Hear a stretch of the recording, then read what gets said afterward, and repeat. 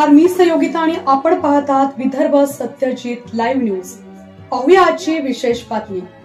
जिद्द, चिकाटी, मेहनत व आत्मविश्वासाच्या भरोशावर महिला यशस्वी होऊ शकतात। माजी नगरसेविका दीपिकाताई रहाटे। महायुतीची लाडकी बहीण योजना गोरगरिबांसाठी ठरत आहे लाभदायक, मात्र मुख्यमंत्री एकनाथराव शिंदे साहेबच पाहिजेत। घरगुती वापरात लहान मुलांना जास्त मोबाईल पाहू देऊ नका, मुलांचा शैक्षणिक पाया मजबूत करा। राजकारणात महिलांनी जास्तीत जास्त सहभाग घेऊन समाजाची प्रगती करण्याचा प्रयत्न करावा।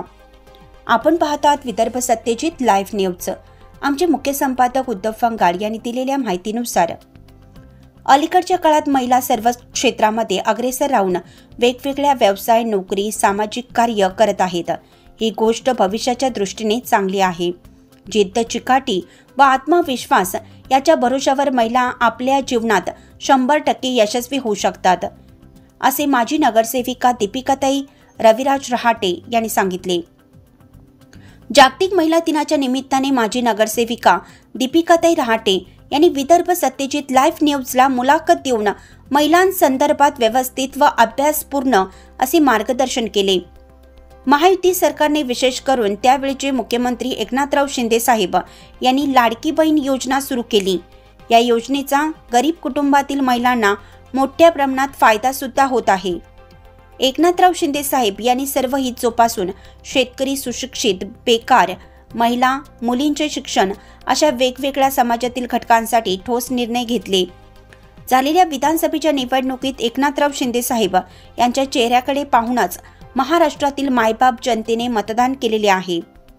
भविष्यामध्ये एकनाथराव शिंदे साहेब हे मुख्यमंत्री म्हणून महाराष्ट्राचा कारभार करतील अशी भावना दीपिकाताई रहाटे यांनी व्यक्त केली। त्या पुढे म्हणाल्या की अलीकडच्या काळात मोबाईलचा वापर जास्त वाढला आहे। मोबाईल, सोशल मीडिया, इंटरनेट हे सामाजिक दृष्टिकोनातून किंवा आर्थिक दृष्टिकोनातून चांगली गोष्ट असली तरी मोबाईलचा जास्त वापर हा समाजासाठी घातक आहे। आजकाल मोबाईलच्या जास्त वापरामुळे कुटुंबातील नात्या गोत्यामध्ये दुरावा निर्माण झाल्याचं सुद्धा त्यांनी सांगितलं। त्यामुळे आपल्या घरामध्ये मुलांना मोबाईल जास्त प्रमाणात देऊ नये, आवश्यक वेळेस व कमी प्रमाणात मोबाईलचा वापर करावा। शैक्षणिक पाया मजबूत करण्यासाठी पालकांनी आपल्या मुलाबाळाकडे लक्ष देण्याची गरज आहे। राजकारणामध्ये महिलांनी जास्तीत जास्त सहभाग घेण्याची गरज आहे। समाजाची प्रगती करायची असेल, समाजाला चांगली दिशा द्यायची असेल तर महिलांनी राजकारणात उतरले पाहिजे। मात्र राजकारणात उतरत असताना महिलांना जे अधिकार आहेत त्या अधिकाराचा वापर सुद्धा महिलांनी स्वतःहून केला पाहिजे। यामध्ये पुरुषांचा सल्ला, मार्गदर्शन किंवा सहभाग घेण्याची सुद्धा गरज आहे। केंद्रीय मंत्री आदरणीय प्रतापराव जाधव साहेब, सन्माननीय माजी आमदार संजय रायमुलकर साहेब यांच्या माध्यमातून मेहकर मतदारसंघात व बुलढाणा जिल्ह्यात शिंदे शिवसेना पक्षाचे काम मोठ्या प्रमाणात वाढले आहे। अनेक महिला वर्ग शिंदे शिवसेना पक्षाकडे आकर्षित होत आहे। हे भविष्याच्या दृष्टीने चांगली बाब आहे। मात्र या गोष्टी होत असताना आदरणीय केंद्रीय मंत्री प्रतापराव जाधव साहेब, माजी आमदार संजय रायमुलकर साहेब यांनी येणाऱ्या वेगवेगळ्या निवडणुकीमध्ये महिलांना प्राधान्य देण्याची सुद्धा गरज आहे। महिलांनी जर ठरवलं तर त्या राजकारणामध्ये सुद्धा यशस्वी होऊ शकतात। मात्र त्यासाठी जिद्द, चिकाटी व आत्मविश्वास असण्याची फार गरज आहे। येणाऱ्या नगरपालिकेच्या निवडणुकीत मेहकरमध्ये महिलांना प्राधान्य मिळावं अशी अपेक्षा दीपिकाताई रहाटे यांनी यावेळी व्यक्त केली। नमस्कार, आपण पाहतात विदर्भ सत्यजित लाईव्ह न्यूज। मी उद्धव फंगाड। आपण आहोत आज मेहकर शहरामध्ये महिला जागतिक दिनानिमित्त या ठिकाणी आपण कालपासून महिलांच्या मुलाखती घेत आहोत। महिलांचे प्रश्न, अडचणी, सरकारने काय केलं पाहिजे किंवा स्वतः बी आपण प्रगतीसाठी काय करायला पाहिजे यासाठी आपण कालपासून मुलाखती सुरू आहेत। आपल्यासोबत माजी नगरसेविका आहेत दीपिकाताई रहाटे। एक सामाजिक कार्य, राजकीय कार्य, वैद्यकीय व्यवसाय अशा वेगवेगळ्या व्यवसायामध्ये त्या काम करतात। आपण काही गोष्टी त्यांच्यासोबतच बोलूया। नमस्कार ताई, मग महिला दिनाच्या सर्वप्रथम शुभेच्छा। आज महिला दिन आहे, जागतिक महिला दिन आहे। त्यानिमित्त एक महिलांना किंवा महिलांना तुम्ही काय आवाहन कराल किंवा आपल्या दैनंदिन जीवनामध्ये काम करत असताना, घरगुती काम करत असताना, व्यवसाय, नोकरी काय वागायला पाहिजे, कसं राहायला पाहिजे, आपली प्रगती कशी साधायला पाहिजे, काय सांगा?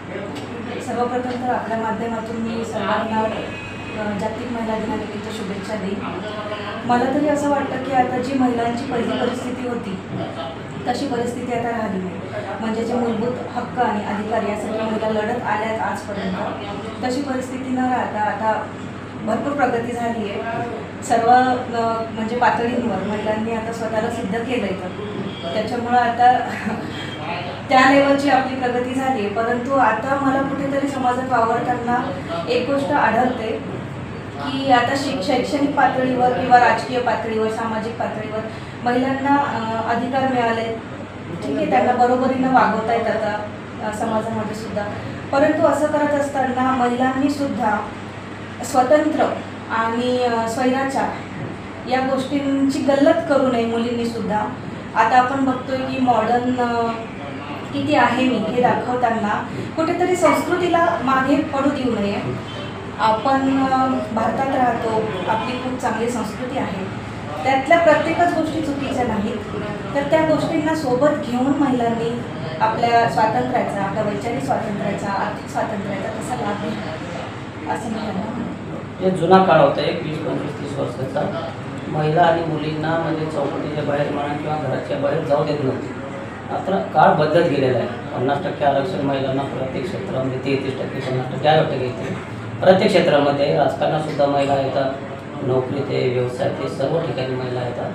पण राजकारणामध्ये ग्रामीण पातळी किंवा शहरी भागामध्ये आपण पाहतो की ग्रामपंचायत सदस्य असो, सरपंच असो, नगरसेविका असो, म्हणजे महिला पदावर असतात, त्यांना पाहिजे तसं स्वातंत्र्य त्या ठिकाणी देत नाहीत. त्यांचे पती, नातेवाईक हे त्या ठिकाणी काम करताना अनेक वेळेस आपण पाहतो. महाराष्ट्रात ती परिस्थिती अशी. मग महिलांना अधिकार देऊन काय फायदा?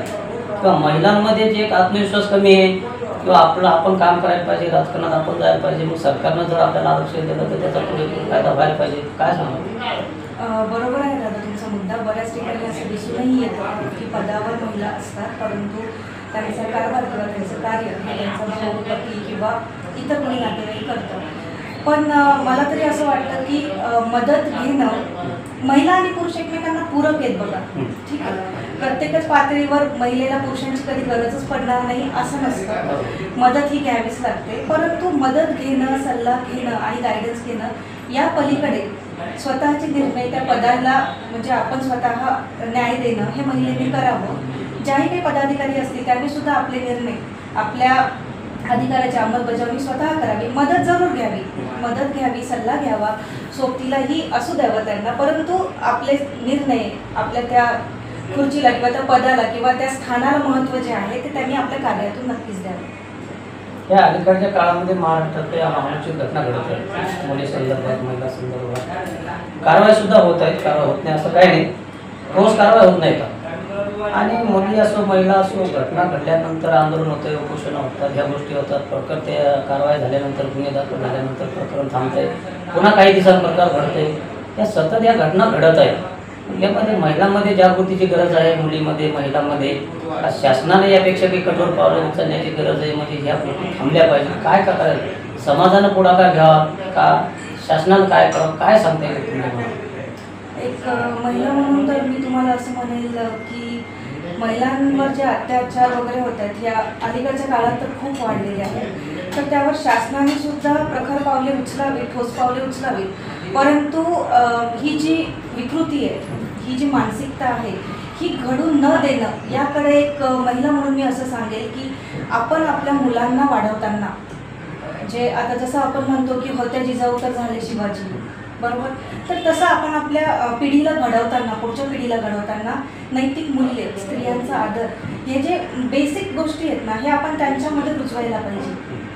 हे जर प्रत्येक महिलेने आपल्या मुलाला शिकवलं ना तर ह्या गोष्टी मला तरी वाटते की कमी होती. म्हणजे आपण एखाद्या गोष्टीला म्हणजे शिक्षा देऊ शकतो, पण ती जर विकृती आपल्याला म्हणजे मुळासकट जर संपवायची असेल तर त्यासाठी वैचारिक पातळीवर सुद्धा कार्य होणे गरजेचे आहे.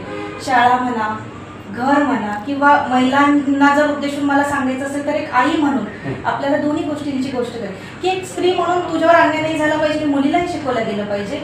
पण एक पुरुष म्हणून किंवा एक मुलगा म्हणून तूही कोणत्याही स्त्रीवर अन्याय नाही केला पाहिजे, हे आपल्याला त्या मुलालाही शिकवणं तितकंच गरजेचं आहे. आणि घरात वावरताना बहिणीला तो मान देणं किंवा घरात त्याच्या आईलाही तो मान पुरुषांनी दिला. हे लहानपणापासून जेव्हा मुलं शिकतील की स्त्री हे एक आदरणीय स्थान आहे आणि स्त्रीकडे बघण्याची आपली वृत्ती कशी असायला हवी, हे जडणघडणीतून जेव्हा आपल्या पिढीमध्ये येईल तेव्हा खऱ्या अर्थाने त्यामध्ये बदल होईल असं मला तरी वाटतं. सध्या सोशल मीडियाचं युग आहे. व्हॉट्सअप असो, फेसबुक असो, ट्विटर असो, इंस्टाग्राम असो, जे सण उत्सव असतात प्रत्येक धर्माचे असो, जाती धर्माचे सर्वांचे सण उत्सव असतात. दिवाळी, दसरा, बहीण भावाचे सण, भाऊबीज असे काही सण असतात ना, तेव्हा जुन्या काळामध्ये बहिणीला घरी घेऊन येत होते. 8 दिवस 10 दिवस बहीण आपल्या घरी राहत होती. आता व्हॉट्सअप फेसबुकमुळं काय झालं की शुभेच्छा व्हॉट्सअपवर चालल्या, फेसबुकवर शुभेच्छा चालल्या. बहिणीला काही घ्यायचं असेल वगैरे कपडे नव्हते मुलांना, त्यांच्या पैसे बी फोनवर चालले. म्हणजे या सोशल मीडियामुळं दुरावा कमी होणार राहिला, आत्मीयता एक जिव्हाळा हे कमी होणार राहिलं. सोशल मीडिया चांगला आहे. जगाच्या दृष्टीने जर एक विचार केला, दुसरी बाजू पाहिली तर अतिशय चांगला आहे. त्या नात्या होत्यामध्ये कमतरता येत नाही. मोबाईलमुळं आपण घरात बसलेलं असताना जर 5-6 जणांचं कुटुंब असलं तर 70% लोक हे मोबाईलवरच असतात. बोलताना सुद्धा मोबाईलकडे पाहतात आणि त्या माणसाला बोलतात. 70% लोक हे मोबाईलवरच असतात. बोलताना सुद्धा मोबाईलकडे पाहतात आणि त्या माणसाला बोलतात. एक मोबाईलमुळे जरा जास्त वापर होत नाही असं तुम्हाला वाटत नाही? हो, ही तर चित्र सगळीकडे दिसते आपल्याला.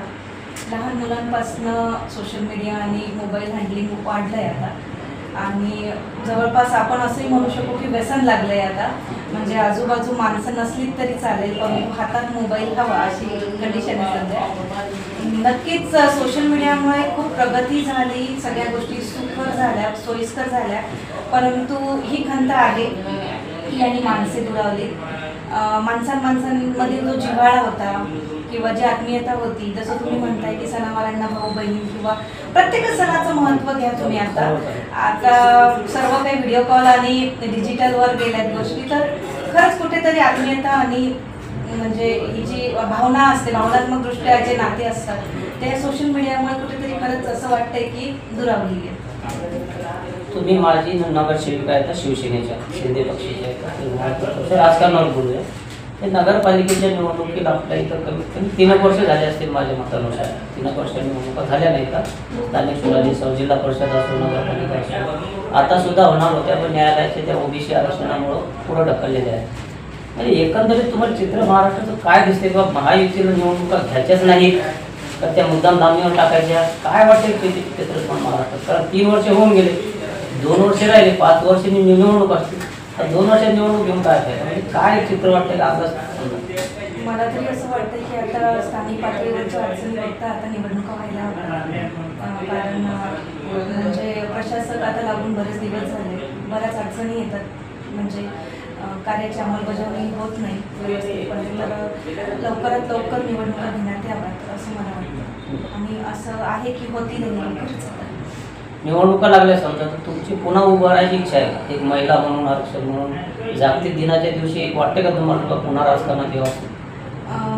हो, म्हणजे मला जर विचाराल तर राजकारणामध्ये आणि समाजकारणामध्ये मी आता जितके दिवस काम केलं तर असं वाटतं की अजून खूप काही काम करायला स्कोप आहे आणि जर संधी मिळाली आणि भाऊंनी म्हणजे आमदार साहेबांनी आणि खासदार साहेबांनी जर विश्वास टाकला तर नक्कीच मी तो सार्थ करेन. एक लाडकी बहीण योजना सुरू झालेली आहे. एकनाथराव शिंदे साहेब जेव्हा मुख्यमंत्री होते त्यांनी सर्व जाती धर्माचा, महिलांचा, गोरगरिबांचा विचार करून लाडकी बहीण योजना सुरू केलेली आहे.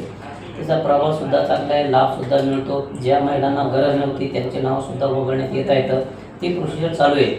मुख्यमंत्री एकनाथराव शिंदेकडे पाहून लोकांनी मतदान केलेले अशी चर्चा आहे जनमानसामध्ये, मात्र ते मुख्यमंत्री होऊ शकले नाही.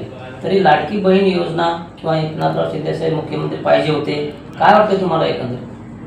ते तर बरोबरच आहे की चेहरा सर्वांनी मुख्यमंत्र्यांचा शिंदे साहेबांचाच अपेक्षित धरला होता आणि ही जी योजना आहे तर खरंच ती योजना महिलांना आर्थिकदृष्ट्या सबल करण्यासाठी होती. तिचा लाभ महिलांनी चांगल्या प्रकारे घ्यावा आणि ज्या खरंच गरजू महिला आहेत, तुम्ही म्हणता तसं ज्यांना खरंच गरज नव्हती किंवा जे निकषामध्ये बसत नव्हत्या त्यांना वगळण्यात आला आणि ज्या गरजू आहेत त्यांना आता तो मिळतोय लाभ आणि त्याचा त्यांनी चांगला फायदा घ्यावा, त्याच्यातून त्यांनी आपली प्रगती करावी. नाहीतर मग ते सारखंच होईल की हातात जरी आले तरी काहीच केलं नाही तर मग काही फायदा नाही होणार या योजनेचा सुद्धा. आदरणीय केंद्रीय मंत्री भूमिपुत्र आपले प्रतापराव जाधव साहेब, सन्माननीय माजी आमदार संजय रायमुळकर साहेब यांनी येणाऱ्या नगरपालिकेच्या निवडणुकीमध्ये महिलांना प्राधान्य देऊन एक महिलांना पुढाकार करून महिलांना काम करत असताना मेहनत करून आत्मविश्वास जागृत ठेवून आणि जिद्दीने काम करतात, म्हणजे यश त्यांना 100% येते. ह्या गोष्टी आपण भरपूर वेळेस पाहिलेल्या आहेत. मग महिलांना प्राधान्य देण्याची गरज आहे का? या दोन नेत्यांनी महिलांना मेकर शहरामध्ये नगरपालिकेत जास्तीत जास्त प्राधान्य द्यायला पाहिजे का? हो, तर सर भाऊ आणि आमदार साहेब दोघंही जण महिलांना म्हणजे वेळोवेळी समोर आणतात आणि हवे ते अधिकार देतात सुद्धा. परंतु नगरपालिकेची जर गोष्ट कराल तर त्यांनी आता असं वाटतं की स्त्रियांना प्राधान्य द्यावं आणि एकदा स्त्रियांवर विश्वास म्हणजे महिलांवर विश्वास टाकून बघावा. आणि आपण बघतो की छोट्या मोठ्या गोष्टीसुद्धा ते अतिशय मन लावून करत असतात. त्यांच्यावर जी जबाबदारी सोपवण्यात आली तर त्या फार सिरियसली आणि कमिटेड असतात त्या बाबतीत. तर दोघांनीही मला असं वाटतं की महिलांना प्राधान्य दिलं गेलं पाहिजे. महिला जागतिक दिनाच्या माध्यमातून तुम्ही महिलांना किंवा मुलींना काय आवाहन कराल? आपल्या जीवनामध्ये कसं राहायला पाहिजे, काय नेमकं वाटते तुम्हाला? किंवा सार्वजनिक जीवन असो, कौटुंबिक जीवन असो, राजकीय जीवन असो, नोकरी असो, महिलांनी काय करायला पाहिजे? आपली प्रगती साधण्यासाठी कुटुंब व्यवस्थित चाललं पाहिजे. व्यवसाय करत असताना, कुटुंब सांभाळत असताना काही गोष्टी समाजासाठी सुद्धा केल्या पाहिजेत. काय वाटते तुम्हाला? काय आवाहन कराल? मला तरी असं वाटतं की आपण शिक्षण घेतोय आणि आपण जर इंडिपेंडंट होतोय समजा, तर आपण फक्त तेवढ्यापुरतं मर्यादित न राहता आपल्यासारख्या अनेक महिलांना सुद्धा इंडिपेंडंट होण्यासाठी उत्स्फूर्त केलं पाहिजे. आणि दोन्हीही जबाबदाऱ्या त्यांनी पेलल्या पाहिजे. म्हणजे त्यांनी कौटुंबिक जबाबदारी ही पेलावी आणि आपल्या पिढीलाही त्यांनी तसं संस्कारक्षम घडवावं. आणि म्हणजे सामाजिक पातळीवर सुद्धा आपलं सामाजिक ऋण त्यांनी फेडावं. म्हणजे त्या शिक्षणाचा खरं तर तेव्हा फायदा होईल. धन्यवाद. या होत्या दीपिकाताई रहाटे आपल्यासोबत. त्यांनी अतिशय अभ्यासपूर्ण वस्तुस्थितीवर आणि सध्याच्या घडामोडीवर मार्गदर्शन केलेलं आहे. राजकारण असो, व्यवसाय असो, नोकरी असो, महिलांनी आपला व्यवसाय कुटुंब सांभाळून एक समाजकारण किंवा समाजाचा ऋण फेडण्यासाठी काम केलं पाहिजे. सोशल मीडियाच्या माध्यमातून सध्या नात्यागोत्यामध्ये दुरावा निर्माण झाला आहे. त्यामध्ये मोबाईलचा वापर कमी करावा. शाळेमध्ये असो किंवा घरी असो लहान मुलांना मोबाईल जास्त देऊ नयेत, कामापुरता मोबाईल द्यावा. राजकारणात आदरणीय केंद्रीय मंत्री प्रतापराव जाधव साहेब, सन्माननीय माजी आमदार संजय रायमुळकर साहेब यांनी येणाऱ्या नगरपालिकेमध्ये महिलांना जास्तीत जास्त संधी द्यावी असेही त्यांनी सांगितले. आणि एकनाथराव शिंदे साहेब यांच्या चेहऱ्याकडे पाहून लोकांनी मतदान केलेलं आहे, तर भविष्यात मुख्यमंत्री म्हणून एकनाथराव शिंदे साहेबच हे यायला पाहिजे अशी भावना सुद्धा त्यांनी व्यक्त केली. तुम्ही आम्हाला वेळ दिला त्याबद्दल तुमचे धन्यवाद. बातमी आवडल्यास लाईक करा, शेअर करा आणि सबस्क्राईब मात्र नक्की करा.